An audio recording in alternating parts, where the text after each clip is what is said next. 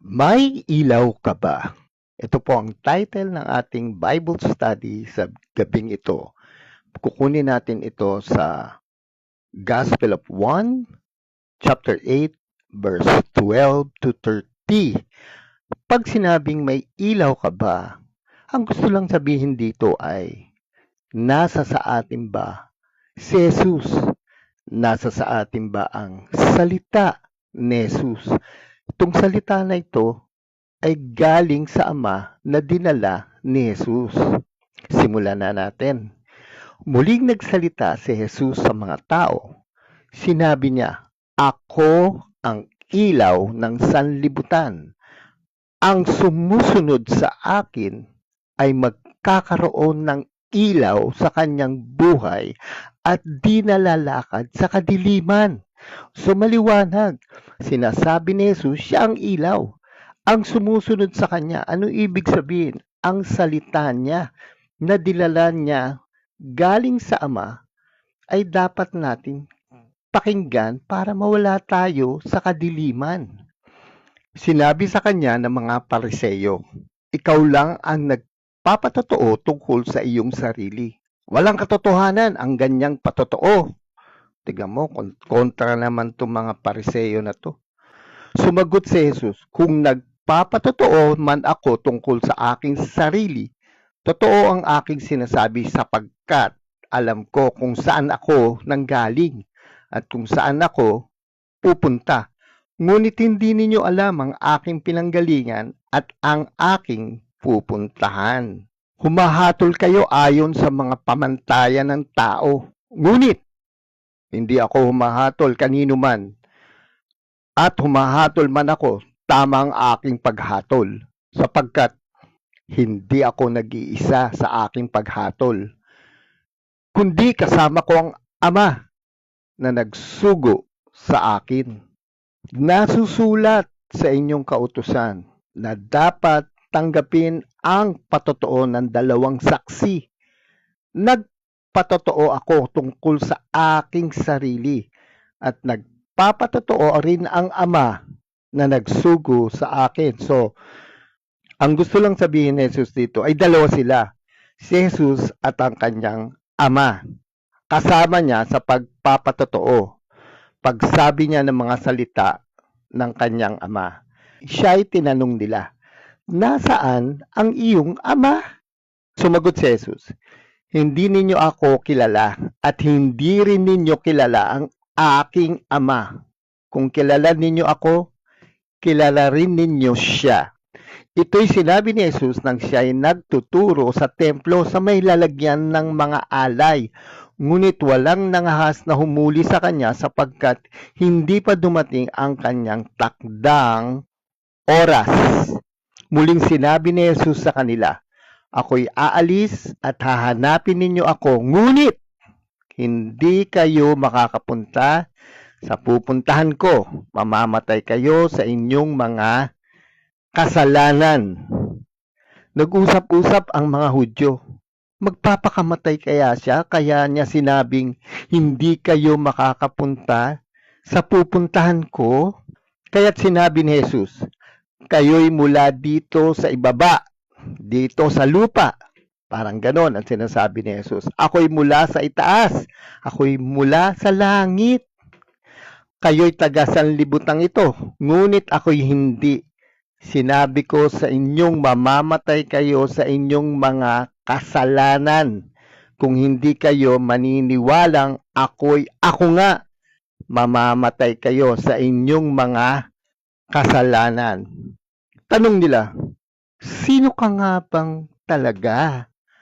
Sumagot si Jesus, sinabi ko na sa inyo noong simula pa lamang kung sino ako. Marami akong masasabi at mayahatol laban sa inyo. Ngunit, totoo at dapat paniwalaan ang nagsugo sa akin. Sino? Ang Ama. Paniwalaan daw nila. At ang narinig ko sa kanya, ang ipinapahayag ko sa sanlibutan. Hindi nila maunawaan na ang Ama ang tinutukoy niya. Kaya't sinabi ni Jesus, Kapag naitaas na ninyo ang anak ng tao, ano ibig sabihin nun? Pag inangat na si Jesus sa krus, siya yung anak ng tao. Malalaman ninyong ako nga.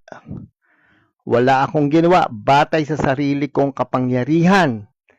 Ang pinapasabi lamang ng Ama ang siya kong sinasabi. At kasama ko ang nagsugo sa akin at hindi niya ako iniiwan sapagkat lagi kong ginagawa ang kalugod-lugod sa Kanya. So nakakatuwa naman si Jesus, Talagang mahal na mahal niya ang ating Ama. Ginagawa niya lahat ito para sa Kanyang Ama.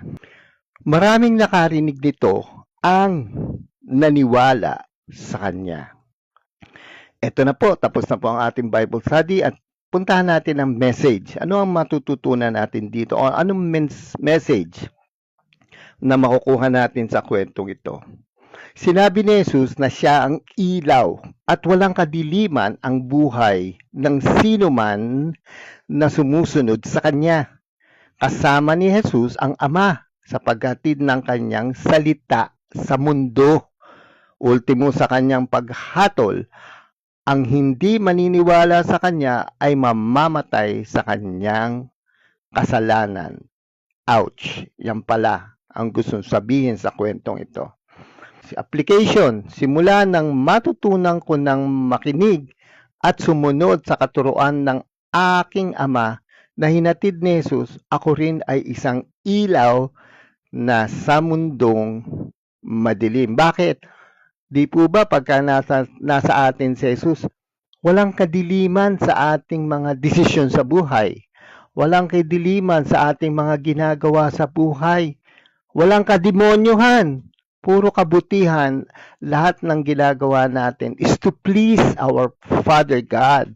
At meron tayong minamahal talaga na Ama at minamahal natin si Jesus kaya tayo sumusunod. So, ito po, tignan natin. Stop!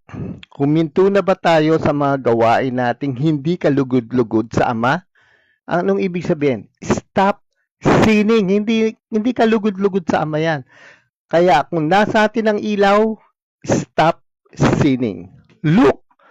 Nakatingin na ba tayo sa buhay na walang hanggan? O sa pansamantalang buhay ngayon? Eternal life is more important than material life. Makikita natin dito sa Senado lang, marami nakukulong. Bakit? Ang habol nila, material na bagay. Hindi eternal life. I hope dun sa loob ng kulungan, makakilala sila kay Jesus, makarinig ng salita ni Jesus na galing sa ating Ama, at i-focus nila yung kanilang kagustuhan, ang kanilang buhay, makamit ang eternal life o buhay na walang hanggan. Listen o makinig. Nakikinig na ba tayo sa mga katuruan ni Jesus?